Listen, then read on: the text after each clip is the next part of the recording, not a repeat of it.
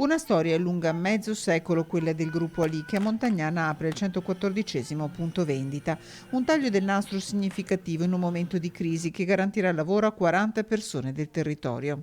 E in quest'anno molto difficile, molto impegnativo, anche per noi che abbiamo potuto per fortuna lavorare, abbiamo assunto più di 300 persone, nuove persone che lavorano nella nostra azienda per dare ancora più servizio ai clienti in questo momento molto particolare. Nuove assunzioni in un momento in cui in tanti temono per il loro posto di lavoro, ma spazio anche a prodotti a chilometro zero, dai prosciutti dei salumifici di Montagnana al pane alle patate, con ricadute anche a livello urbanistico. Grazie a questa iniziativa, a questa attività aperta, abbiamo anche potuto beneficiare di una perequazione che ci ha permesso di realizzare già un'opera importante, ovvero il rifacimento del marciapiede pista ciclabile che è legata alla circonvallazione nord, che è adiacente alla cinta muraria, e ora partirà anche il parcheggio vicino al nostro ospedale. All'inaugurazione anche il fondatore del gruppo, Francesco Canella, 89 anni, ma ancora saldamente inserito nell'azienda di famiglia, che al Veneto lancia un segnale di ottimismo.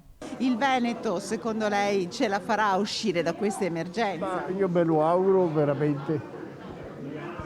C'è la buona volontà perché noi veneti siamo un po' tutti grintosi, vogliamo crescere, vogliamo fare e questo ci dovrebbe dare la forza da superare questi momenti particolari di crisi.